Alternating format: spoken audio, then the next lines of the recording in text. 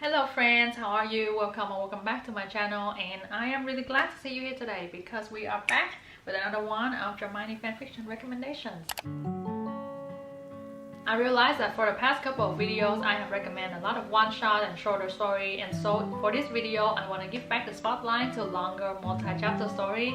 And the trope or the era that we are discussing today is their 8th year at Hogwarts. I find myself super drawn to reading post-war story, especially 8th year at Hogwarts, because I feel like I don't know what is going to happen in this story. The author kind of have all the freedom that they need to draft up their story and to develop their characters however they want. So I find the reading experience is super interesting, and so I want to welcome you to my favorite dramione 8th year multi-chapter stories.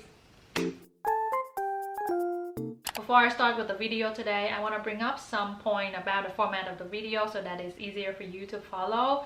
The first one being that I want to try and break up this story a little bit different today. Instead of doing lengthwise recommendation, I will break it up into moods so it's easier for you to pick and choose whatever you want to read based on however you are feeling at the moment. And secondly, within each of the moods, I want to try and bring the spotlight to story that I believe to be a little bit lesser known. These are the stories that in my opinion have superb qualities but for some reason are kind of like overshadowed by the popular titles. So I want to try and bring more attention to them by bringing them up front within each of the moods. And so now that we have covered everything administrative, introductory, let's start with the first mood of the day. The first story I have already shared with you before, and it shouldn't surprise you because this is my favorite 8th year dramione story, and it is Innocent Monster by It's Come to This. In this story, Draco has come back to Hogwarts after the war, mentally prepare himself for all the bullies and all the hatred that he will receive. But what he didn't prepare for was for a Muggle-born to be shorted into Slytherin house and for this Muggle-born girl to befriend him. And so now on top of everything, he has to take care of his bestie because this girl and her other first year bestie decided that it was a good idea to adopt a baby flesh-eating monster as their literal pet. So Draco has to enlist the help of someone, maybe the only one he knows, that can deal with all of this BS, Hermione Granger. That is how their story begins in Innocent Monster. I find everything about this story super precious and genuine and tender. The friendship development between Draco and the first year, the friendship development between him and Hermione, Hagrid, the supporting cast, everyone just make you feel so warm and cozy without making the story super cheesy or one-dimensional. And despite this story being hilarious, I assure you that it will make you laugh out loud multiple times throughout the story. It includes the discussion of more important topics like childhood abuse or trauma or PTSD. So I think this is going to be perfect for when you want to read something fun and lighthearted with a lot of supporting characters and cute detail without it being too cheesy or too much fluff. Next, we have More Than One Way to Win by Scarlett Murphy, and this is my favorite fake dating story and what I want to believe that is the best fake dating story out there. So in this story, Theo has dared Draco to make Hermione fall in love with him for a very large sum of money, and at the same time Hermione needs someone to be her boyfriend to make Ron jealous. And so our lovebirds shake their hand, become partners, and hope that they will not fall in love with each other by the end of the story. The thing I love the most about More Than One Way to Win, and also what I believe to make it super unique and stand out in all of the fake dating story that I have read, is the detail, the interaction, the moments between Draco and Hermione. In this story, we have Hermione wearing Draco jersey to a Quidditch game, we have their dance, we have their planned kisses in the library, we have the astronomy tower and Hermione confessions. The details in this story, some of them just live in my heart forever. And I also love the characterizations of Draco and Hermione in here. They are very playful and flirty, but at the same time super mature and understanding. They genuinely care for each other and understand each other pretty well. So if you're in the mood for something short and guaranteed to make you feel good afterward, this story is gonna be perfect. And lastly, to wrap up this mood, we have The Gloriana Set by the Bee Moon. And this story is among the more well-known story when it comes to 8th year dramione. In this story, we have Hermione coming back to Hogwarts after the war, and she's on a mission to shake off her bookworm identity and become a new Hermione that no one expected. So I want to say that this story is a Hermione-centric story with the plotline and every detail kind of like revolve around her. In this story, we have a lot of new and original character development. The storyline is super unique with full of twists and turns, dramatic, suspenseful events at every corner. And this story is super well written and well developed from the beginning to the very end. However, this is not one of the stories that I'm super into just because of my personal preference. I personally want to read more of the development between Draco and Hermione, and in this story, because this is a Hermione-centric story, I kind of feel like that part is not highlighted enough. And secondly, there is a lot going on in this story, so I feel like the focus is kind of strayed away from Hermione and Draco, and so I am not super into this story, but it is still among the most well-known, the most well-read, and the most well-loved story when it comes to 8th year. So if the description that I gave you so far check all the boxes for you, you should give it a go, because it cannot be loved by that many people for no reason. Moving on to the second mood of the day, we have healing or second chances type of story, and these are my favorite when it comes to 8th year Dramione. The first story that I want to bring to you is Wanderer by Evelaya. And in this story, Hermione and Draco both suffer from insomnia after the war, and Hermione wanders around the castle just to deal with her sleepless nights, and guess who she ran into? Before I film each of my video, I kind of like skim through the story just to freshen up my mind and get an idea of what I was going to talk to you guys about. But with Wanderer, I ended up rereading it word for word from the beginning to the very end. And I just keep wondering to myself why I didn't put it into my all-time favorite Dramione, because it is just a masterpiece. I think that Wanderer should be the guideline for enemy to friend to lover type of story. The writing in here is just excellent. The characterization of Draco and Hermione is, in my opinion, perfect. The details, interaction, moment between them is just, some of them I memorized. And supporting cast. If I can give our best friend award, they will go to Ron, Harry, and Blaise in this story, because they are just exquisite. And to wrap up Wanderer, I want to read you guys 2 lines from the story that I adore so much. And these are not the only 2 lines that I love, but I want to give the experience to you guys, and so I will stop at just 2 lines. The first line is written in Hermione's point of view. It said, Granger stared at him. It was a valid point, she supposed. For someone who was such a whirlwind of everything, Draco was like a scribble of various different color pen, all entangled lines and haywire explosion, blotches and blank spot, painful fits of never-ending chaos. And the second line is from Draco's point of view. It say, he stared out at her and ruptured in the pink under her eyes and the golden spark in her hair by the constellation freckle across her cheek. There was so much faith in her eye, unwavering, solid, and Hermione stared at him like she believed in him. What are you waiting for right now? You can exit out of my video, go and read Wanderer, and come back to have a discussion with me. The second and the last story in this category is 5 AM Waking Up by Mysterious Intention.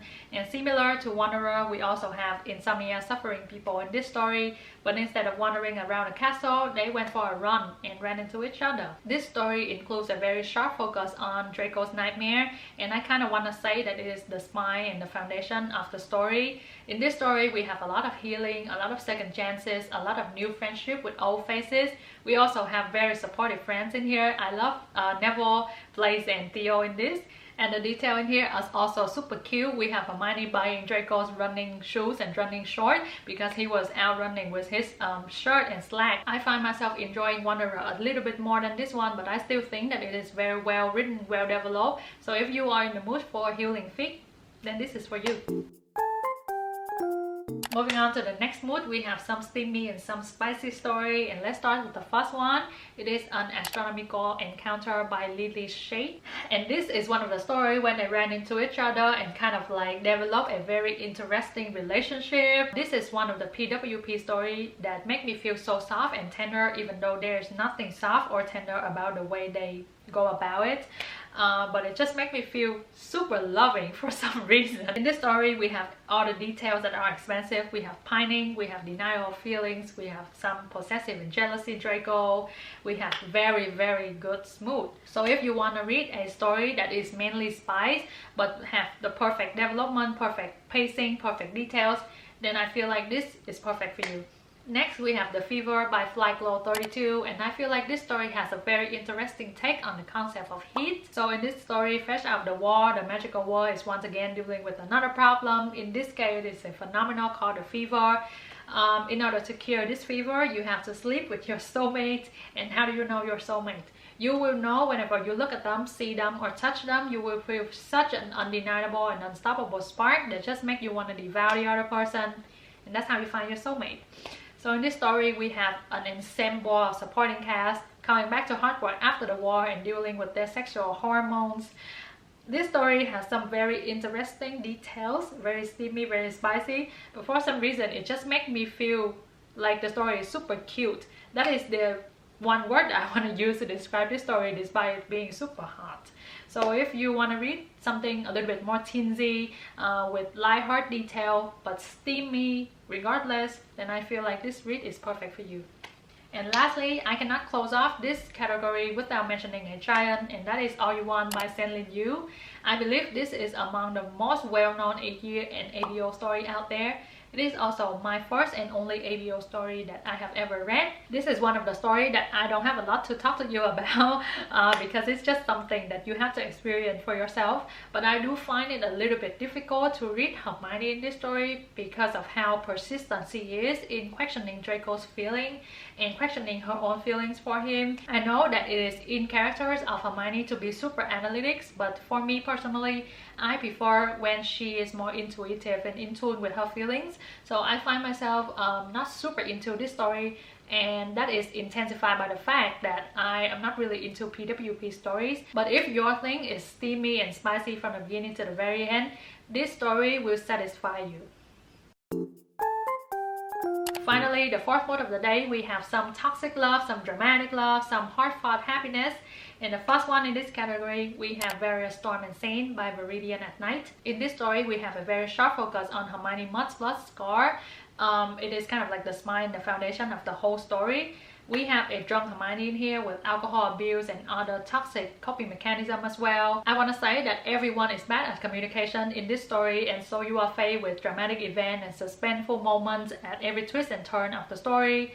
And I want to say that the characterization of Hermione is not really my cup of tea in here, but I do like the characterization of Draco. I finished this story and is wholly enamored by some of the details in here. I came back and reread some part of the story multiple times, and there's one detail that I particularly love, and that is when Hermione was in the library and Draco came to kiss her and stole her mints away. So when she protests, he kissed her again and give back the mints.